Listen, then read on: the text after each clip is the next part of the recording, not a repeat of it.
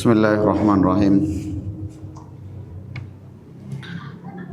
Assalamualaikum warahmatullahi wabarakatuh.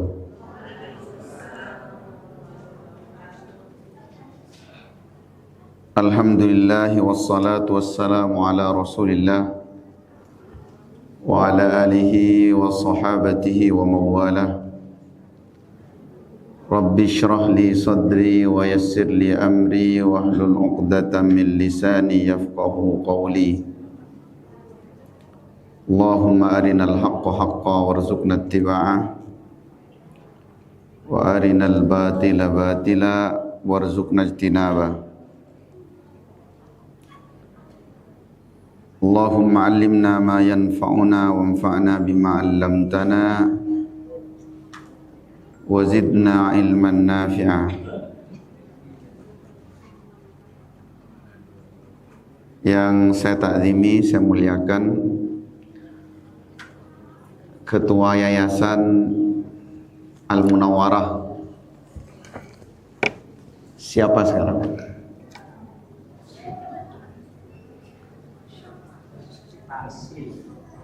Ustadz Fasil. Juga jajaran pengurus yayasan, para kepala mulai dari RA sampai SD, juga seluruh ustadz ustadzah yang dimuliakan Allah Subhanahu wa taala.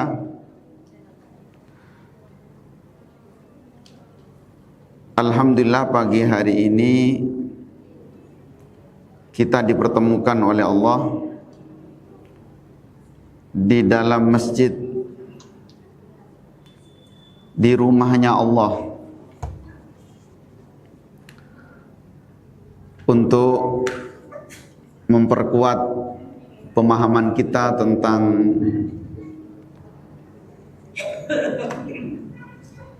pendidikan yang bisa jadi kita sudah bertahun-tahun, ada yang sebagian besar ini mungkin sudah berpuluh-puluh tahun berkecimpung di dunia pendidikan. Dan pendidikan itu tidak akan pernah selesai meskipun kita sudah menjadi pendidik. Jadi at-tarbiyah itu madal haya. Pendidikan itu sepanjang hidup. Dan tidak ada kegiatan yang lebih menarik melebihi kegiatan dalam pendidikan. Mudah-mudahan acara kita pagi hari ini diberkahi oleh Allah. Semua yang hadir pada hari ini atau yang tidak hadir karena halangan, dimudahkan semua urusannya, diberkahkan rizkinya.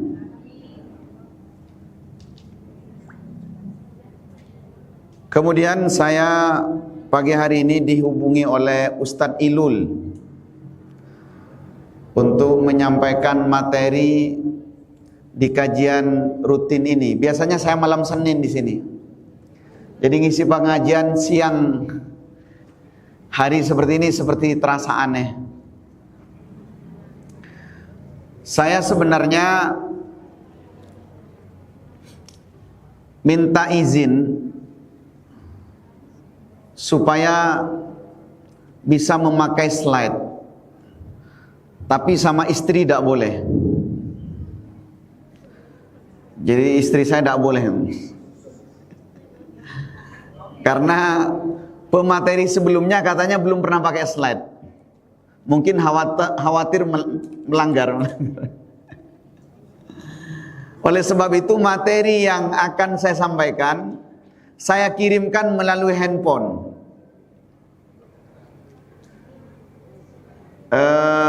Sebagian saya kirim ke Ustadz Ilul, sebagiannya ke Ustadz Soleh. Ke Bang Lutfi juga saya ngirim kayaknya. Bahasa. Saya kirim ke HP karena untuk memudahkan. Biasanya ya. Tapi saya yakin ini bukan ustadz-ustadz munawaroh, bukan ustadz-ustadzah munawaroh. Biasanya kalau kajian, kalau ada pengajian, ada sebagian kecil yang sambil main HP. Sebagian kecil, bukan di munawaroh, bukan. Saya kalau ngisi pengajian di luar biasanya begitu. Nah sekarang biar lihat HP-nya itu ada upaya untuk paham, karena itu saya kirim materinya. Sudah sampai Ustaz ya? Ada yang belum katanya? Tak nampak.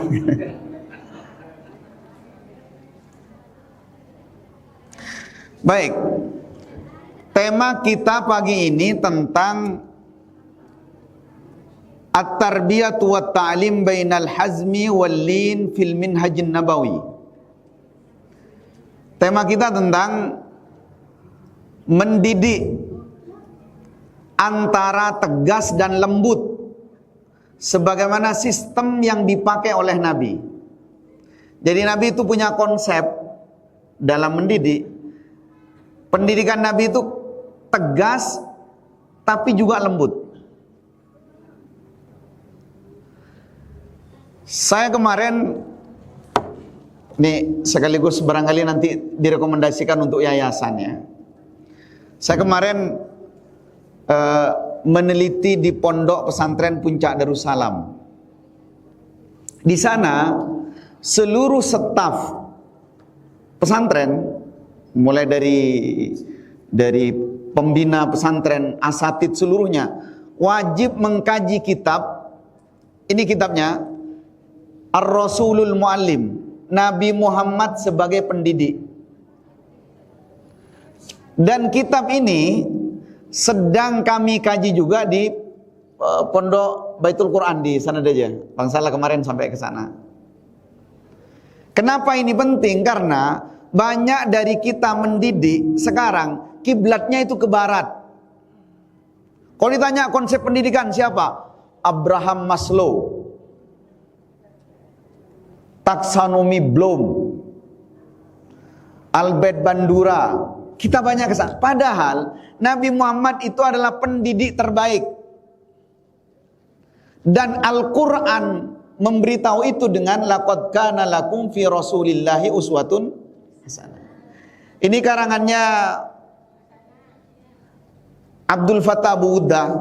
Ini bagus sekali. Jadi bagaimana Rasul menjadi guru? Kan kita sebenarnya dari Nabi Muhammad mau dilihat dari sisi manapun, kita ambil tauladannya ada dari beliau ada. Beliau sebagai pribadi, beliau sebagai pasangan, beliau sebagai pemimpin, beliau sebagai guru, beliau sebagai teman bermain, ada semua. Nah karena kita ini semua guru, maka ini penting untuk dibahas. Jadi bagaimana Nabi mendidik antara tegas dan lembut. Di slide kedua itu ada judul Khotorut Tatorrufi At-Tarbawi. Bahayanya kalau mendidik terlalu tegas. Ada 3 bagian di situ. Yang pertama al-linul mutlaq. Mendidik secara lembut. Mendidik terlalu lembut secara mutlak. Jadi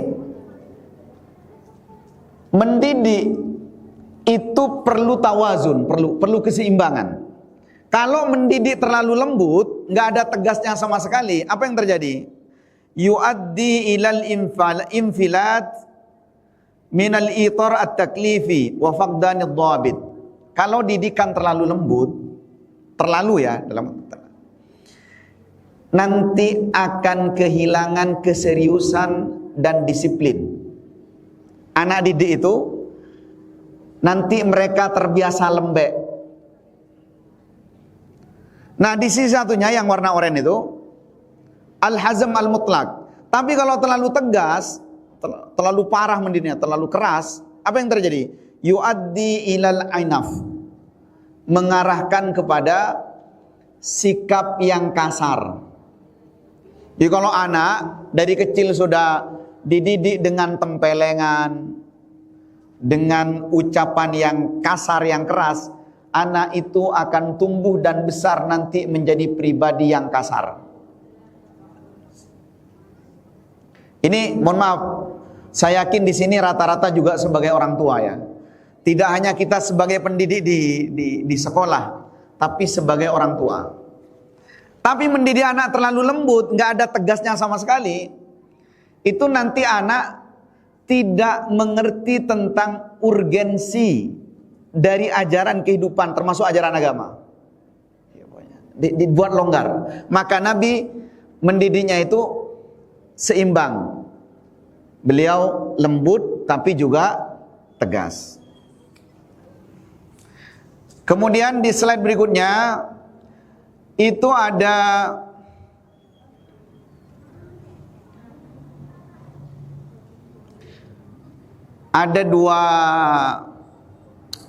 dua ayat di dalam Al-Quran yang sama-sama dihadirkan oleh Allah. Bagaimana Allah mendidik orang-orang sebelum kita, satu dengan cara yang lembut, satunya dengan cara yang tegas. Satu itu mauqif Maryam alaihissalam terhadap Sayyidah Maryam. Ketika Sayyidah Maryam dalam keadaan hamil berat, usia kehamilannya sudah hampir melahirkan, beliau dalam keadaan kesulitan dan berada di bawah pohon kurma. Maka kemudian Allah melihat, Allah maha mengetahui keadaan Sayyidah Maryam. Kemudian Allah menggunakan khitab yang paling lembut. Wa huzzi ilaiki bijid'in nakhlati tusaqit 'alaiki rutaban janiyya la tahzani. Jadi, Maryam, kamu tidak perlu takut. Kamu tidak perlu khawatir. Goyangkan pohon kurma itu. Nanti akan jatuh dari pohon itu kurma-kurma yang rutop. Ya, rutop itu setengah matang. Dan ini nanti yang menjadi kekuatan tersendiri bagi Sayyidah Maryam alaihissalam. Ternyata saya pernah melihat cuplikan Sayyidah Maryam menggoyang pohon kurma itu yang kemudian jatuh. Itu dijadikan konsep sekarang di kebidanan. Ketika ibu-ibu mau melahirkan, itu ada terapinya, menggoyang supaya mudah dalam proses melahirkan. Nah, di irisan yang lain, Al-Quran juga menggunakan kalimat tegas. Pada siapa? Yaitu pada Nabi Nuh, yang Al-Hazam Al-Ilahi itu, yang satunya, yang gambar air, ada gelombang air di situ.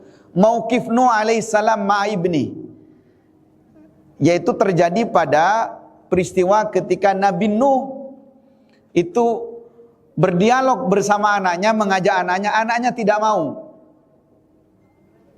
Nabi Nuh mengatakan kepada Allah bahwa innahu min ibni, innahu min ahli. Ya Allah, selamatkan anak saya karena itu keluarga saya, kata Nabi Nuh.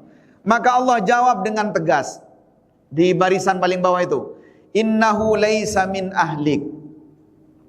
Wahai Nuh, itu bukan keluargamu. Jadi anaknya Nabi Nuh ini yang namanya Kan'an ingin sekali Nabi Nuh supaya anaknya naik ke atas perahu dan minta tolong pada Allah supaya anaknya diselamatkan. Nabi Nuh menggunakan kalimat innahu min ahli. Ya Allah, itu adalah keluargaku, bagian dari keluargaku. Allah jawab dengan tegas, itu bukan keluargamu. Jadi keluarga dalam nasab, dalam biologis, dalam pandangan Allah tidak bermakna kalau berbeda agama. Makanya nanti kalau bapaknya muslim, anaknya kafir, itu man'ut tawarus. Man'ut tawarus itu tidak boleh saling mewariskan. Kemudian di slide berikutnya ada tulisan besar, kaifa kana yuqarrirun Nabi sallallahu alaihi wasallam. Bagaimana Nabi memutuskan apakah beliau akan bersikap tegas atau bersikap lembut dalam mendidik. Ada kalimat di bawahnya, lam takun rudud af'alin Nabi sallallahu alaihi wasallam ashwaiyya au mabnawiyya au mabniyya 'alal mizaj asy-syakhsi. Nabi itu ketika memilih apakah beliau mau lembut atau mau tegas, itu bukan atas dasar ashwa'i. Bukan pakai feeling pribadi, bukan. Kalau kita kan begini. Kita kalau mendidik, suasana yang ada sebelumnya itu bisa menjadi bagian penentu sikap kita. Misalnya, ustadz ustadzah di rumahnya lagi tengkar sama pasangannya. Itu nggak tahu kenapa sampai sekolah nanti anak-anak serba salah. Padahal anak-anak tidak melakukan kesalahan. Atau sebaliknya, di sekolah ada masalah, mungkin ditegur sama kepala sekolah, mungkin TU nagih RPP atau segala macam. Masalah di sekolah tidak selesai, nanti itu mempengaruhi sikap di rumah. Sama suaminya jadi. Begitu juga yang suami sama istrinya jadi tidak romantis misalnya. Nabi nggak begitu. Nabi ketika bersikap itu tidak ditentukan oleh keadaan psikis beliau, tapi benar-benar terbimbing langsung oleh wahyu. Di bawahnya lagi itu ada moderator saya ini sampai jam berapa? Sampai selesai. Jam 11 sekarang. Saya puampo kelopai siambu. Kalau sampai jam 11 masih kurang sejam. Tapi ada tanya jawab di belakang ya? Lebih baik. Ada tanya jawab. Nah di situ ada kotak-kotak kecil di bawah. Bagi yang lihat HP-nya ya, bagi yang lihat HP-nya dan lihat slide-nya. Itu ada hakun nafs, kemudian hakul ummah. Perhatikan baik. Ada hak pribadi, kepentingan pribadi, ada kepentingan umat. Jadi kita marahi anak didik atau kita bersikap lembut, kepentingan pribadi apa kepentingan bersama? Kemudian yang berikutnya al khata' as-sahsi al-masas bil aqidah. Kesalahan individu karena ya mungkin lupa atau itu terkait dengan akidah. Ini ada orang marahin orang lain kesalahan pada kesalahan individu, kesalahan biasa. Tapi sikapnya pakai seakan-akan orang salah akidah. Seperti orang pindah agama. Ini mohon maaf Ustaz. Ada banyak orang itu menyalahkan orang lain pakai kalimat seakan-akan orang keluar dari Islam. Padahal itu hanya kekeliruan yang bisa jadi kekeliruan kecil. Ini penting untuk dipetakan. Ada begini misalnya. Dia itu sesat loh. Dia itu sesat. Jangan ikuti. Padahal yang dia lakukan bukan urusan agama. Contoh misal. Saya mohon maaf kalau ada yang tidak sependapat dengan saya. Misal, ada orang yang motong jenggotnya. Jenggotnya dipotong. Kemudian orang yang motong jenggot ini menyampaikan ilmu. Lalu diklaim begini, jangan pernah ambil ilmu dari dia. Kenapa? Dia berani memotong jenggot. Jangan pernah. Kalimatnya seakan-akan bahwa dia mutlak telah keluar dari Islam, dari garis-garis kebenaran. Mutlak seperti itu. Padahal yang dia lakukan, kalau mau dianggap di sebagian pendapat, itu hanya menyelisihi dari sebagian sunnah Nabi. Yang sebagian menganggap bahwa kafulih ya katanya. Jadi disuruh biarkan jenggot. Tapi itu masih diperdebatkan tentang itu. Jadi sama misalnya kita ke anak didik, cara marahinnya, anak didik itu bisa jadi anak didik ideologis ya, anak didik formal di sekolah, atau anak didik memang anak didik biologis, anak kita.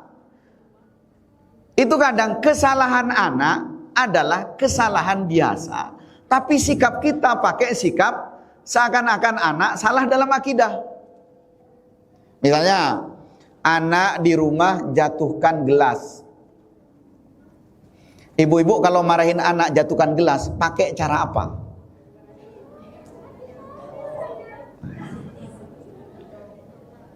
Ibu-ibu biasanya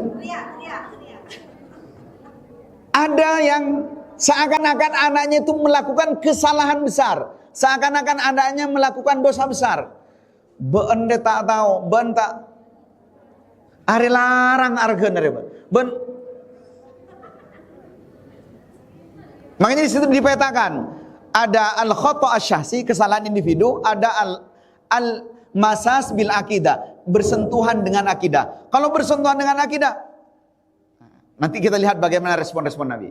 Kemudian yang berikutnya ada al-jahlu, salah karena memang sebelumnya tidak tahu. Ada al-amad, salah sengaja.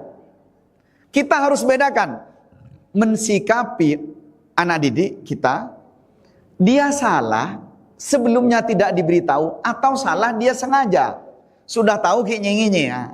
Beda. Jangan sampai sama. Oke, kita masuk ke contoh. Di situ ada al-mahfaz al-jahlu bil ibadat wa hadasatil ahd bil Islam.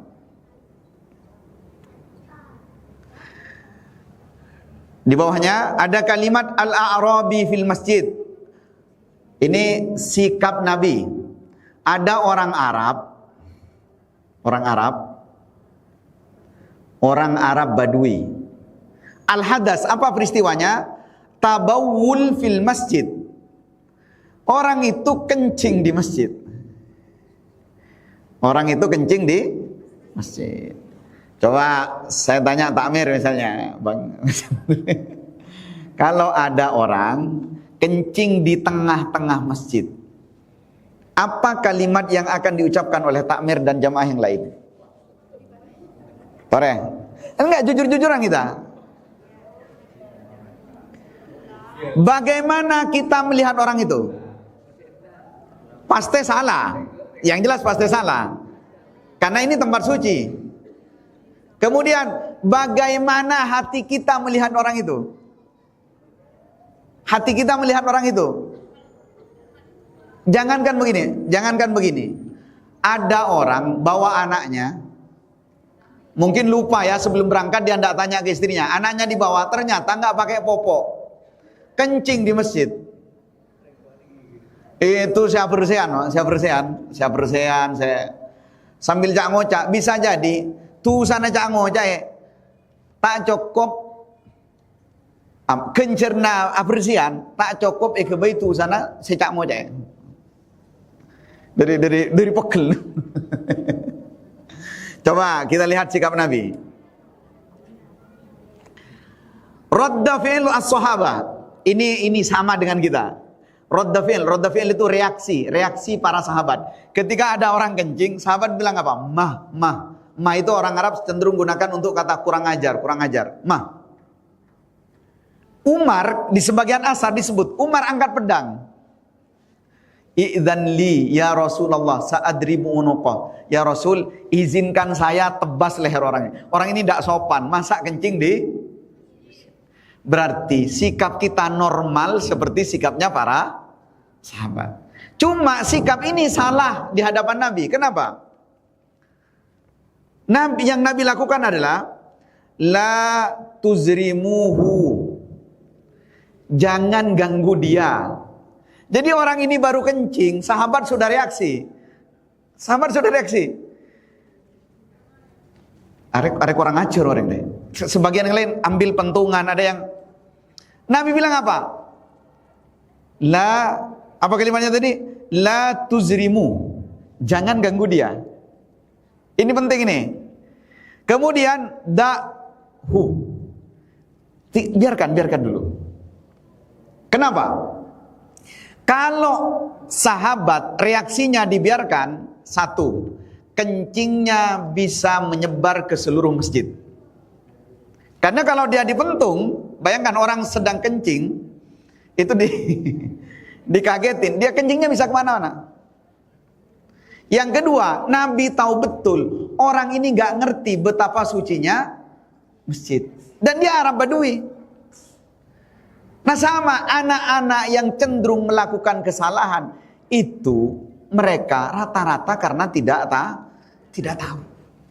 Maka jangan terlalu reaktif. Kemudian natijahnya apa? Ta'lim birifq. Nabi mendidik dengan lembut. Wa izalatun najasa bil ma. Nabi kemudian di hadisnya itu menyuruh sahabat untuk ngambil dalwa. Dalwa itu ember, kemudian disiram dan bersih dan menjadi suci. Keadaan kondusif setelah itu.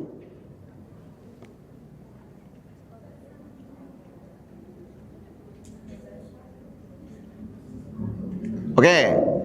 Peristiwa kedua. Peristiwa yang terjadi pada Muawiyah As-Sulami. Kejadiannya adalah tashmit al-atis wa tahaddus asna'is shalah. Waktu itu Muawiyah As-Sulami ini salat bersama sahabat dan Nabi ngimami. Lalu kemudian ada yang bersin. Ketika salat ada yang bersin. Lalu Muawiyah ini langsung mengucapkan apa? Yarhamukallah. Jadi waktu sholat dia yarhamukallah. Kemudian selesai salam, semua orang noleh ke Muawiyah dengan pandangan sinis. Ada yang menepuk-nepuk pahanya sendiri. Lihat. Itu orang nggak ngerti apa-apa. Ada yang sampai yang belum. Kemudian Rasulullah Sallallahu Alaihi Wasallam berdiri di hadapan para sahabat, menenangkan semua sahabat, menjelaskan bahwa di dalam sholat itu hanya ada bacaan, disebutkan ada tasbih, tahlil dan seterusnya. Kemudian tidak boleh siapapun melakukan kegiatan di luar kegiatan yang ada dalam sholat. La yasluhu illa fiha. Tidak boleh. Nah, Nabi tidak sedikit pun langsung menunjuk, menyalahkan, menegur di hadapan halayak ramai kepada siapa? Kepada Muawiyah Sulami. Tidak. Ini penting di sini. Jadi kadang kita kalau mau menegur orang, dan dia sedang berada di halayak ramai, upayakan tegurannya itu sifatnya umum. Mohon maaf ya, tadi siapa yang melakukan ini? Nggak boleh ya. Nanti secara khusus orang itu dipanggil. Apa kata Muawiyah? Ini kalimat yang diabadikan di banyak buku sejarah. Fa wallahi ma karahani wala darabani wala syatamani wala a'lamu. Demi Allah kata dia, Nabi tidak membenci saya, tidak memukul saya, tidak satu pun menyalahkan saya, dan saya tidak tahu satu pun pendidik yang lebih baik qablahu wa ba'dahu minan nabi. Saya tidak pernah tahu pendidik yang lebih baik sebelum ini dan setelah ini yang lebih baik dari Nabi Muhammad SAW. Bayangkan orang sholat jawab orang lain bersin, tidak disalahkan.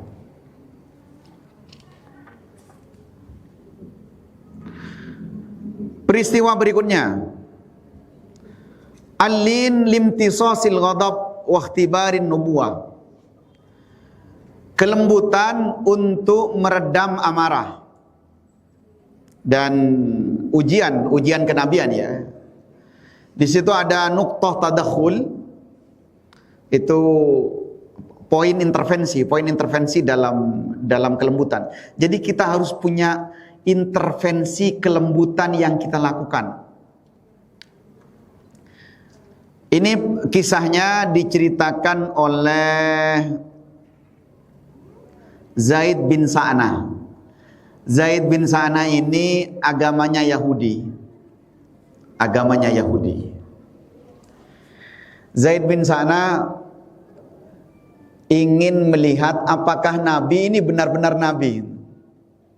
Ingin menguji apakah Nabi benar-benar Nabi. Dari kitab-kitab yang dia pelajari, tanda Nabi terakhir itu nanti, semakin orang bertindak bodoh padanya, dia semakin bersikap lembut. Semakin orang bertindak jahat padanya, orang ini semakin bersikap dewasa. Diuji oleh Zaid bin Sa'nah. Caranya bagaimana? Caranya adalah Zaid bin Sa'nah sengaja membuat satu perjanjian hutang piutang dengan Nabi. Hutang piutang. Kemudian Nabi dikasih pinjaman uang karena kebetulan kenal baik dengan Nabi. Dalam waktu 1 tahun kesepakatannya Nabi harus mengembalikan pinjaman itu. Hanya berjalan beberapa bulan, Zaid bin Sa'nah mendatangi kediaman Rasulullah SAW, kemudian ambil kerah Nabi. Jadi kerah Nabi ini, baju Nabi, kerahnya itu ditarik oleh Zaid bin Sa'nah. Kemudian, wahai Muhammad, kamu sudah jatuh tempo, saatnya sekarang bayar.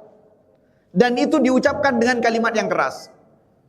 Di sampingnya Nabi Muhammad, itu persis ada Umar bin Khattab. Lagi-lagi Umar, kita tahu reaksinya Umar seperti apa. Umar angkat pedang. Kamu kurang ajar betul pada Nabi saya. Angkat pedang Umar. Itu ada di kalimat yang Umar yang oren ya. Umar bin Khattab yastashitu ghadaban wa yatawa'adu bi darbi unuqah. Jadi hampir saja Umar menebas lehernya. Jadi pedang sudah diangkat. Ben macam kurang ajar kan. Zaid bin Sa'nah di bawahnya itu yutalibu bidinihi biqaswah wa yajdab qamisun Nabi. Jadi dia memang sengaja ambil kerahnya Nabi dengan dia ingin tahu betul bagaimana reaksi Nabi. Lihat yang sebelahnya yang warna sebelahnya itu. Ini warna apa sebelahnya ini? Biru apa hijau ini? Hijau ya. Karena di Madura itu nggak ada. Saya cenderung bilang biru. Apa kata Nabi? An-Nabi yatadakhul bihudu. Nabi intervensi dia dengan tenang sekali Nabi. Ya Umar, ana wa huwa kunna ahwaji ila ghairi hadza. Wahai Umar, saya dengan dia sama-sama butuh cara selain dari cara ini. Apa hasilnya? Di bawahnya itu an-natijah Islamu Zaid bin Sa'nah. Yang terjadi setelah itu, Zaid bin Sa'nah yang agama Yahudi kemudian tertarik masuk agama Islam. Itu kalau sabar mendidiknya.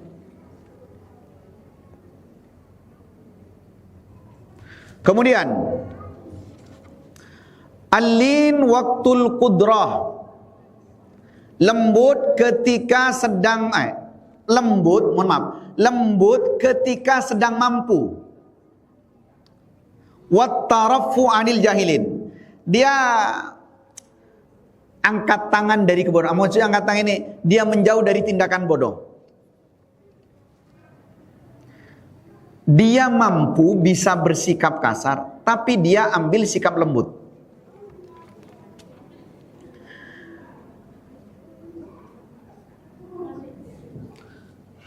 Yang pertama, yang sebelah kanan dulu, itu mauqif Aisyah wal Yahud. Sikap Sayyidah Aisyah dan orang Yahudi. Ada orang Yahudi ketemu Nabi, waktu itu Nabi sedang bersama Aisyah. Apa yang diucapkan orang Yahudi itu? Assalamu alaik. Assalamu alaik. Assam itu artinya kematian. Kematian untukmu Muhammad. Jadi orang Yahudi mengucapkan itu. Radda Aisyah infial mubarrir. Aisyah itu langsung menunjukkan sikap berbeda. Apa kata Aisyah? Wa alaikassam wa la'anakumullah. Kalau dalam riwayat yang lain itu ada tambah wa ghadibahu. Dijawab oleh Aisyah. Untukmu juga kematian, laknat dari Allah dan murka Allah. Itu jawaban Aisyah. Jadi perempuan yang mencintai suaminya sedang didoakan buruk oleh orang lain. Gimana reaksinya? Jadi dia sedang bela suaminya, yang suaminya waktu itu didoakan buruk. Tapi Nabi cuma jawab apa? Wa alaik, wa alaik. Untukmu juga kematian. Nabi wa alaik gitu saja. Kemudian gara-gara Nabi menjawab itu, Aisyah nggak terima. Ya Rasul, ala tasma' ma yaqul. Bukankah engkau mendengar apa yang dia ucapkan? Tadi dia mendoakan kematian untukmu ya Rasul. Apa kata Nabi? Ala tasma'i ma aqul. Aisyah, bukankah kamu dengar apa yang sudah saya jawab? Kata Nabi setelah itu, tenanglah wahai Aisyah, bersikaplah lembut, jangan bersikap kasar. Karena tidak ada satupun sikap kasar kecuali yang terjadi keburukan setelahnya. Jadi Aisyah ini reaktif dan mungkin sama. Misalnya sampean bujuk tojo pinggir jalan, sampean termati lagi.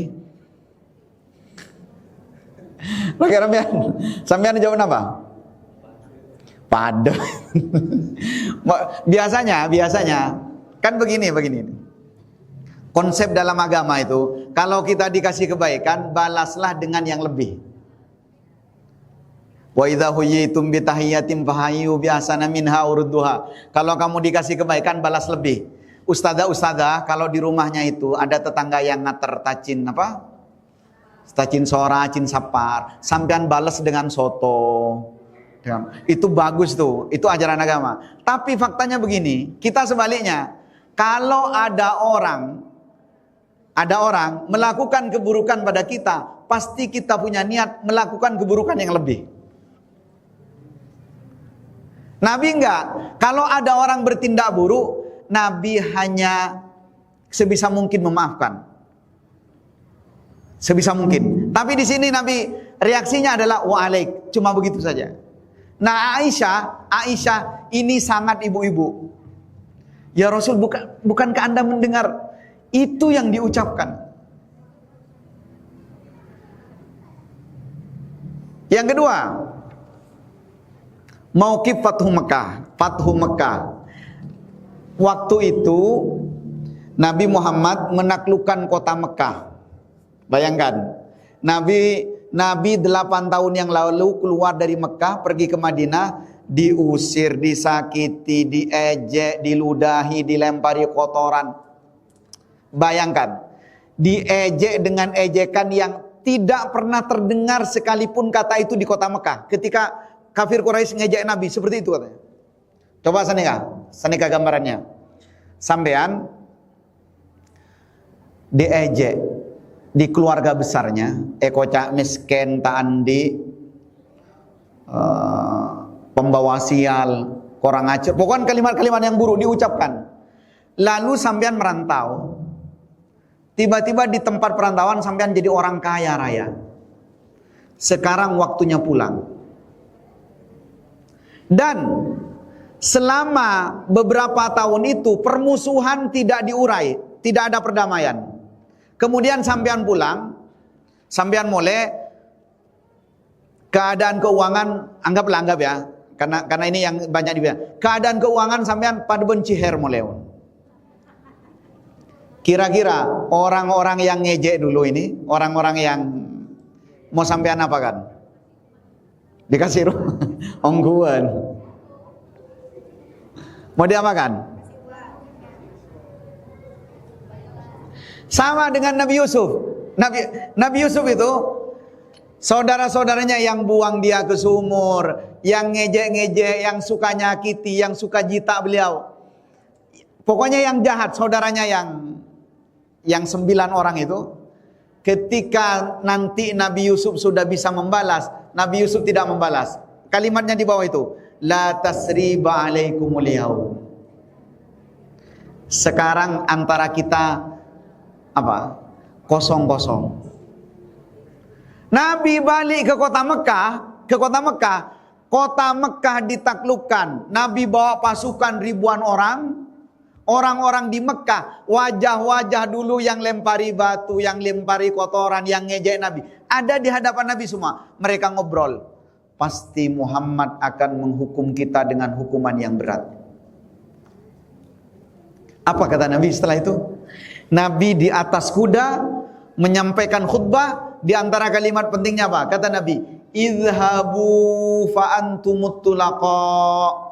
Sekarang kalian silahkan pergi, kalian merdeka, bebas. Kalau mau masuk Islam, masuk Islam. Kalau tidak, silahkan pergi. Nabi tidak menghukum sedikit pun. Ini sikap kelembutan yang perlu. Ini sebagian jamaah sudah datang.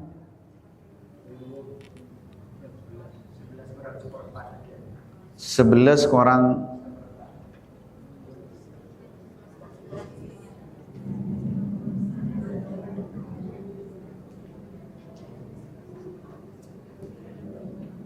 Oke, 10 menit, 5 menit lagi saya kasih waktu untuk pertanyaan ya. Terakhir, sebenarnya ini masih banyak, slide-nya ke bawah. Saya cuma ambil satu yang sikap tegas ya. Jadi Nabi tidak selalu lembut tapi juga tegas. Terkait dengan apa tadi? Kalau menyangkut akidah, kalau menyangkut kesalahan yang orangnya sudah tahu tapi berbuat salah. Kalau menyangkut kemaslahatan umat, baru Nabi tegas. Tapi kalau kesalahannya pribadi, kesalahannya persoalan kecil, kesalahannya persoalan individu, Nabi tidak memilih bersikap tegas, tapi Nabi pilih kelembutan. Yang pertama, kejadiannya adalah Umar bin Khattab. Umar ini satu saat beliau bawa lembaran-lembaran kitab Taurat. Itu di bawahnya dia. Umar ya'ridu jawami minat Taurat mu'jiban biha. Umar bawa lembaran-lembaran Taurat, kitab Taurat. Lalu Umar kagum terhadap isi Taurat. Dibuka isi Taurat itu. Dibuka. Nabi melihat kejadian itu langsung wajah beliau memerah. Kemudian memarahi Umar. Memarahi Umar. Kemarin ada salah satu ustadz kondang di Indonesia bilang, di antara buku bacaan favoritnya itu Bible katanya. Di antara buku favorit bacaannya. Itu kan jadi aneh. Jadi aneh. Dan yang di antara yang paling aneh termasuk saya belajar pendidikan Islam, rata-rata teori pendidikan yang kita ajarkan, bahkan teori pendidikan itu rata-rata kiblatnya ke barat, seperti yang saya sebutkan di awal. Jadi seperti apa?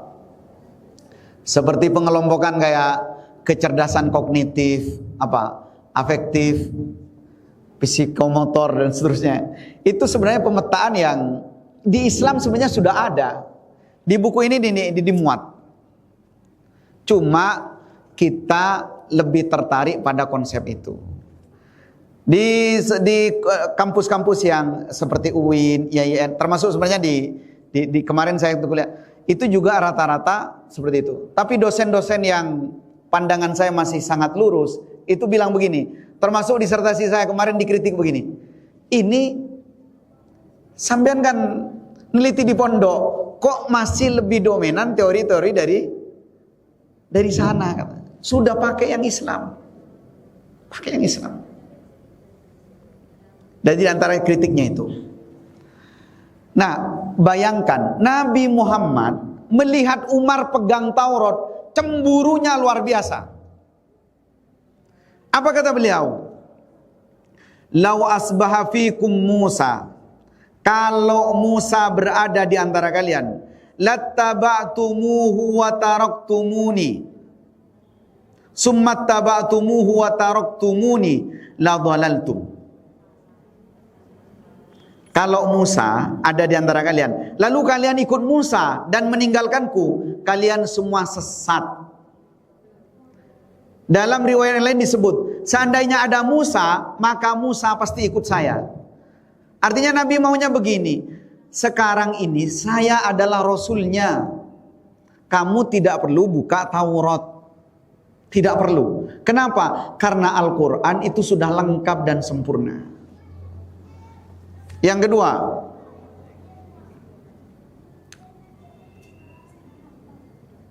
itu cerita dari Barra bin Azib. Ini masyhur di kitab Riyadhus Shalihin tentang Nabi mengajarkan doa. Jadi Barra bin Azib pernah nyetor hafalan doa ke Nabi. Nyetor doa-doa. Waktu itu salah sebut. Jadi Barra salah sebut. Dia mengatakan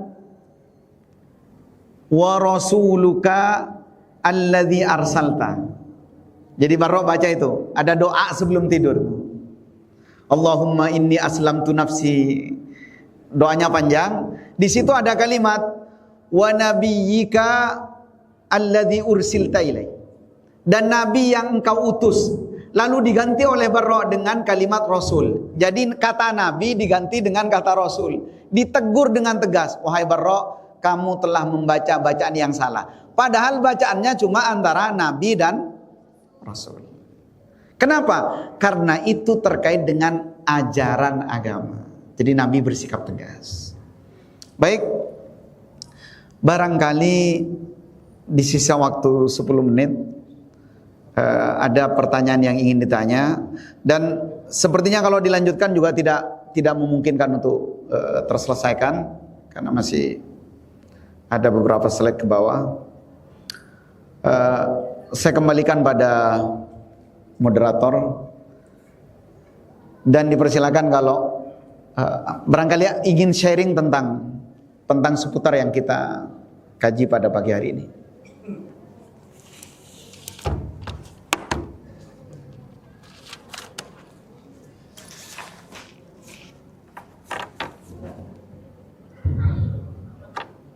Baik, terima kasih kepada Ustaz Dr.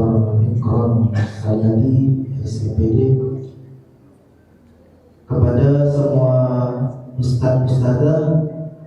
Memasuki acara yang selanjutnya, mungkin ada yang mau bertanya, monggo dipersilahkan.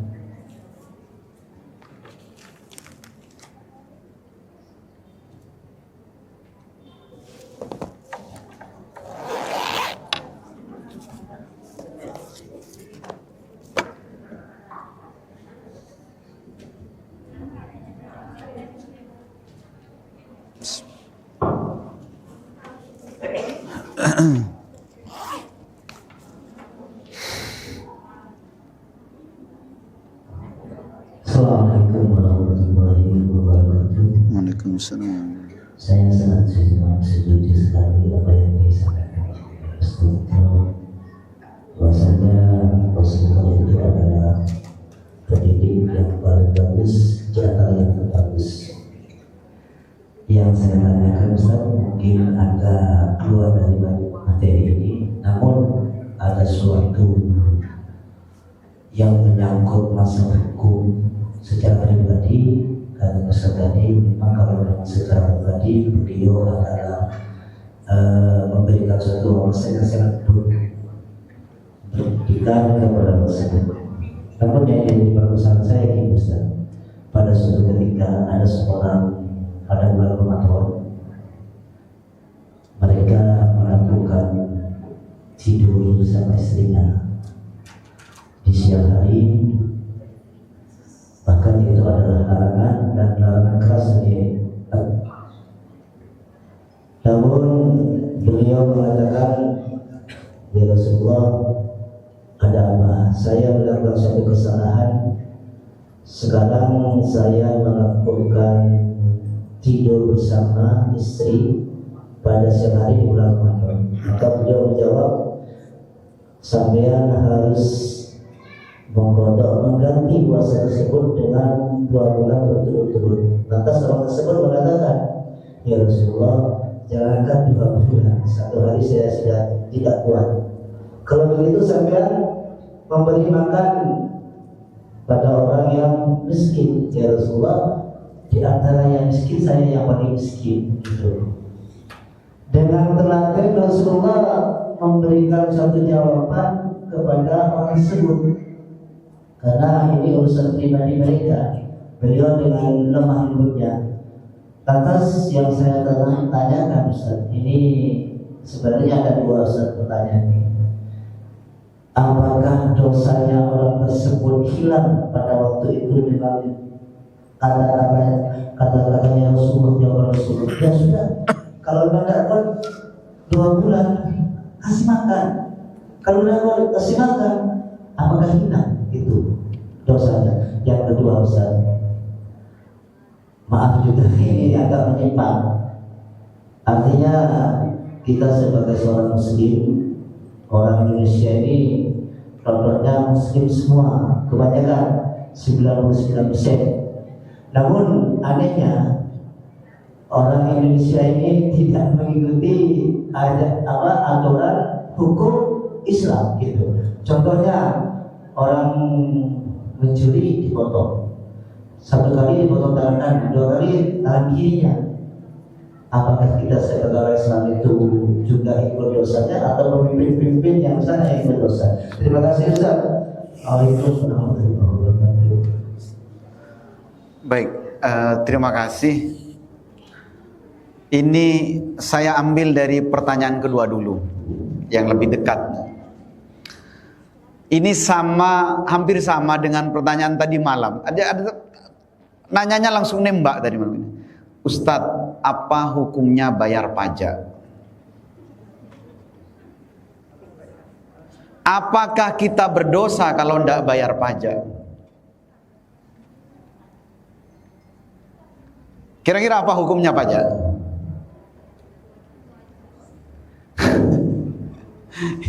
Kita rata-rata guru semua dibayar digaji dengan pajak yang dibayar negara. Dan pajak itu macam-macam kan.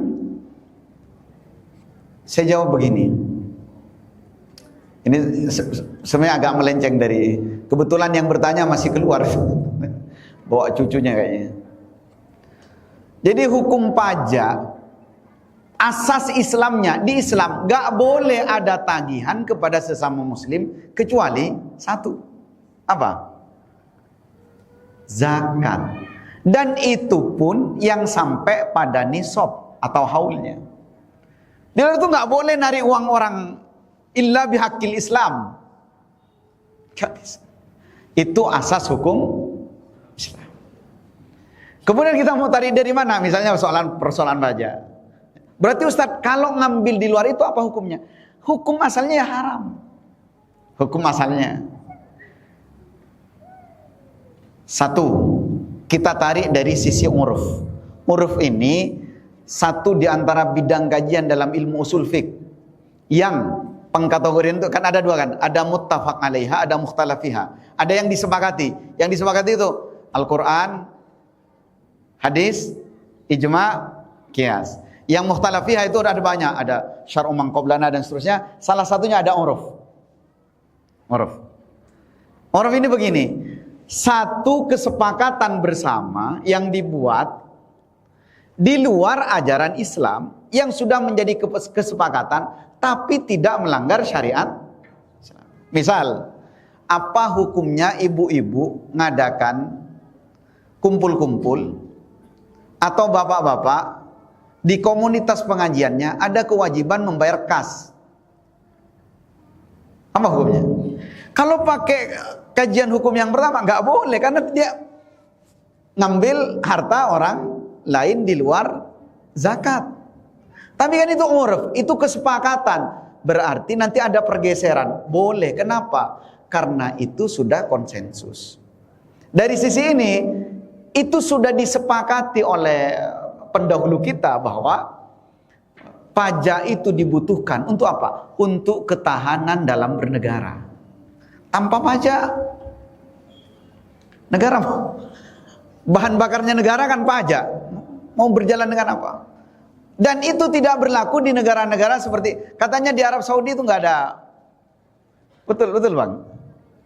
Katanya, saya nggak tahu juga. Tapi di kekhilafahan Islam, di daulah nggak ada pajak. Yang ada itu jizyah, dan jizyah itu dikhususkan bagi orang kafir. Jadi orang kafir yang musta'man yang ada di bawah kekuasaan Islam itu wajib bayar namanya jizyah, bukan pajak. Jadi pajak khusus bagi mereka. Di kita tidak ada. Nah, pendekatan kedua yang menarik itu begini.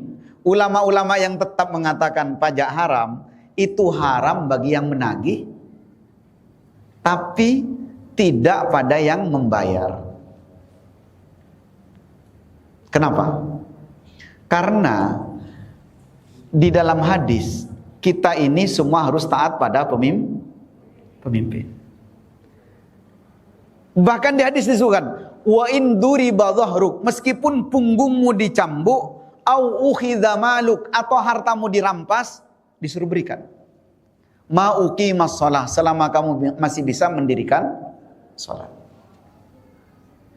Terlepas dari itu semua, sama dengan pertanyaan tadi, Ustaz, apakah kita berdosa kalau ada pencuri tidak dipotong? Di Indonesia Pak, koruptor itu dipotong juga. Dipotong masa tahanan. Ada istilah remisi, ada macam-macam. Untuk meringankan.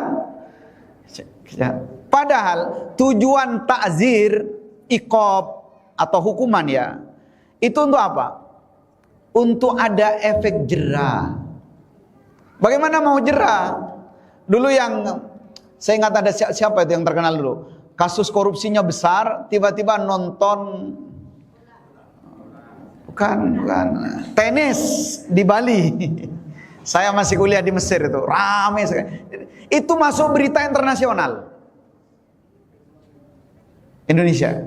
Pertanyaannya, apakah kita berdosa ketika syariat Islam tidak diterapkan? Sebenarnya bukan cuma potong tangan, banyak hal yang termasuk yang tadi yang saya sebutkan. Kita tidak menanggung itu, Pak. Sama dengan ada jamaah yang seperti stres. Ustaz, negara kan punya hutang. Hutangnya sudah waktu itu masih 5.000 triliun. Sekarang sudah berapa? Sudah 8.700 triliun.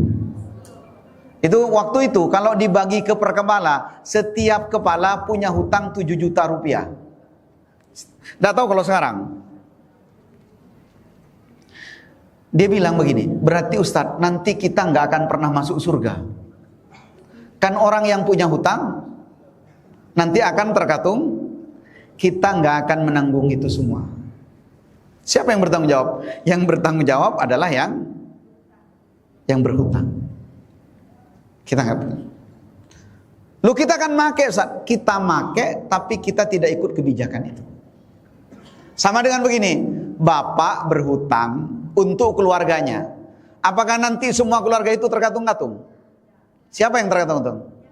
Bapak. Makanya anak-anak kalau bisa lunasi hutangnya bapak. Bukan meneruskan berhutang. Lah bapak berdoa hutang final sekali malah, oh jangan. Kemudian pertanyaan pertama tadi terkait dengan jima fi nahari Ramadan ya. Jadi ada sahabat yang saya agak kaget baca riwayat itu waktu itu ya. Ini sahabat ini miskin ya, miskin. Memang fakir betul. Ya mungkin karena tidak bisa jadi karena ketidaktahuan, bisa jadi karena tidak kuat nahan hasrat. Makanya bapak-bapak disarankan kalau siang-siang Ramadan jangan tidur dekat-dekat istri. Khawatir nggak kuat. Dan itu kejadian betul. Lalu Nabi menghukum orang ini. Puasa apa? Batal puasa mauin tidak bisa diqadha kecuali dengan puasa 2 bulan. Ya Rasul, mana kami mampu. Terus dia minta rukhsah, akhirnya apa? Sampai Nabi ngasih kan kamu harus ngasih makan 60 orang miskin. Ya Rasul, bagaimana saya ngasih 60 orang miskin? Saya yang paling miskin. Akhirnya apa? Akhirnya Nabi yang bantu dia. Kalau begitu, ini katanya, ini bawa, kasihkan untuk keluargamu.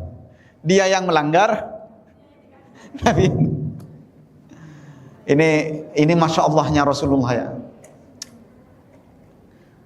Setelah itu apa? Pertanyaannya adalah, apakah orang ini telah terbebaskan? Iya, terbebaskan. Begini, sebenarnya dalam konsep mendidik itu ada yang disebut dengan konsep tadarruji. Tadarruji itu bertingkat, bertahap. Sama dengan dalam konsep penerapan hukum. Makanya di Islam, coba orang yang tidak menepati nazarnya, itu kan bertingkat. Pertama, tahriru raqabah. Dia harus membebaskan budak. Kalau tidak mampu, it'amu sittina miskina. Memberi makan. Kalau tidak mampu, siyamu salasati ayyam. Puasa 3 hari berturut. Jadi nazar, kok mencair sertifikasi traktir kepi. Seluruh pegawai Munawaroh. Ting cair itong bitong mata mendeng. Berarti dia harus membebaskan budak. Tidak mampu, nraktir lagi, ngasih makan 60 orang miskin. Ternyata berat. Mampunya apa? Puasa 3 hari berturut. Tapi ini memang benar-benar tidak mampu ya. Bukan kalau ya dia kok milih apa sih? Artinya apa? Selalu ada keringanan, bahkan dalam penerapan hukum. Apakah orang ini nanti terbebas dari dosanya?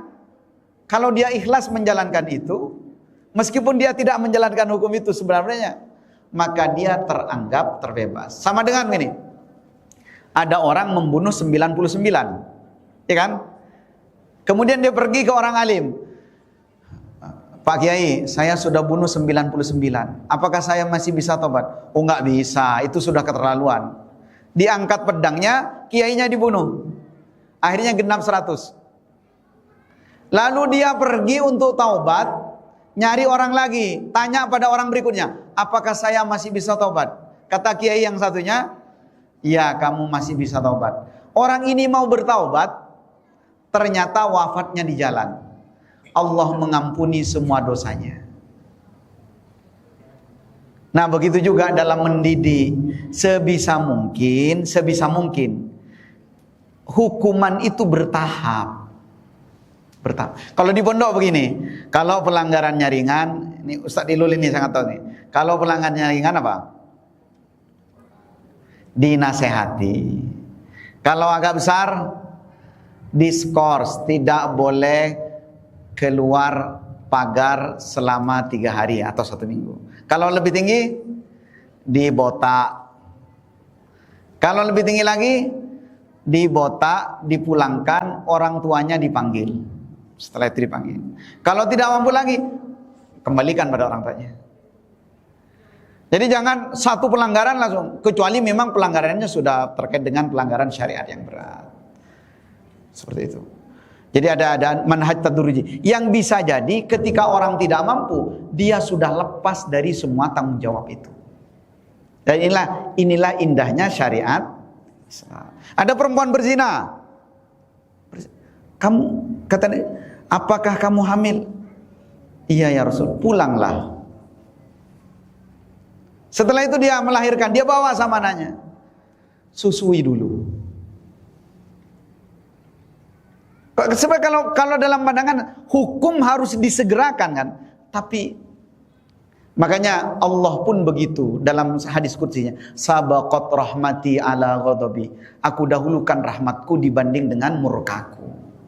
Nah, kalau bisa pakai rahmat dulu, kalau tidak bisa naik kan. Istri melanggar, mohon maaf, itu ada ayatnya. Istri melanggar, di Al-Quran diapakan dulu? Fa'idhuhunna, nasihati dulu. Nasihati dulu, sekalian tak bisa, 2 kali tak bisa. 2, wahjuruhunna fil madaji, cek kapolong tedung. Itu berat. Perempuan itu jangankan ketika seperti itu, suami tidak ngajak ngobrol, dia tidak sadar, itu sudah tersinggung. Kemudian tidak bisa, baru wadribuhun. Di tingkat ketiga ini wadribuhun, baru pes-tepes. Wadribuhun, saya kemarin baru ditegur, ada salah satu profesor negur saya. Wadribuhun itu di tafsir At-Tabari katanya disebutkan, istri hanya dipukul dengan siwak. Tahu siwak? Jadi itu sebagai teguran. Banjak ngulangi boleh ya. Benih pas Rizky Bilar ya. Benih pas di Smackdown, bukan. Iya katanya wadribuhun itu benih. Kalau di fikih itu disebut ma'adal wajh, hindari wajah. Hindari wajah dan tidak membuatnya cacat. Jadi betapa indahnya Islam. Tapi ingat, faidhuhunna itu bertahap juga. Ada faidhuhunna billin tadi ya. Nasihati dengan lembut dulu. Ini tidak boleh. Ada tak boleh ya. Tak bisa ongke sakone. Cek ulangi. Ongke tak bisa. Kayak mau diulangi ya. Kemudian langsung salah sakone langsung jentar. Itu bukan bagian dari ajaran Islam. Jadi ada mana, nah, di sini disebut nanti di konsep buku Abdul Fattah Buddha itu disebut dengan manhaj tadarruji, manhaj bertahap, sistem bertahap. Hadza wallahu a'lam bishawab. Ini sudah lebih. Saya akhiri kajian kita pada pagi hari ini, mudah-mudahan menjadi ilmu yang bermanfaat.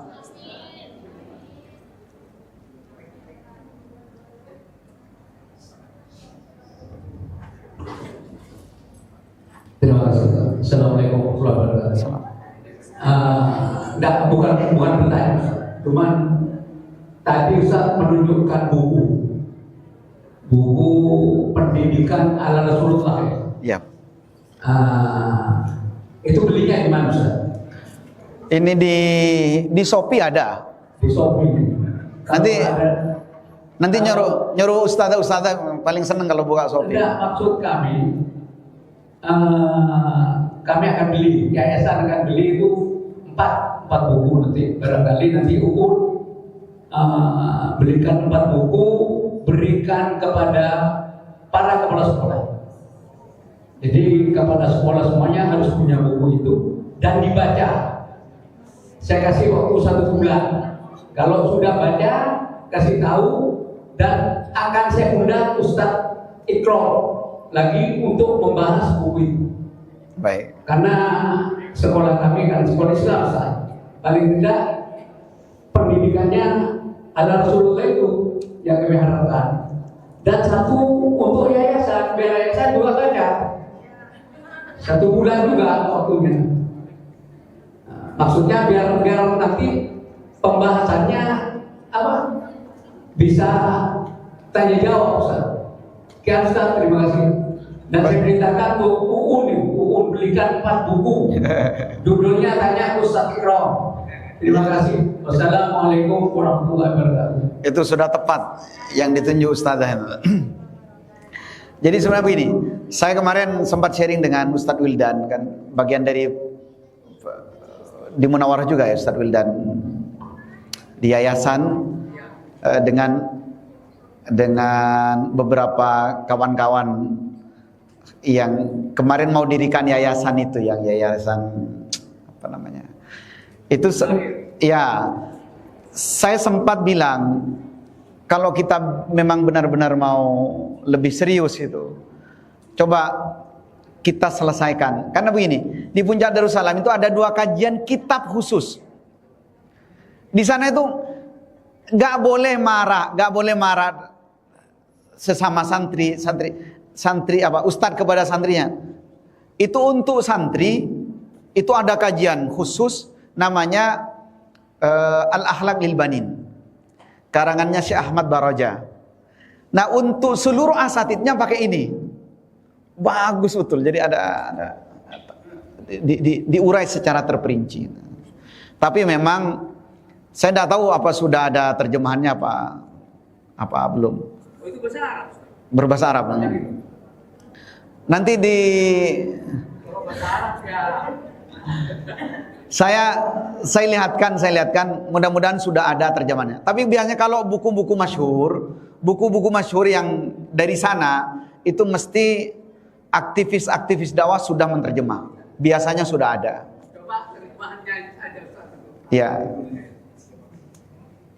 Baik, terima kasih. Mohon maaf Ustadz-ustadzah, pengelola yayasan semuanya apabila ada kata-kata saya yang kurang berkenan. Karena saya sejujurnya terbiasa pengajian akeje ya. Ini menghadapi ustadz-ustadzah yang serius.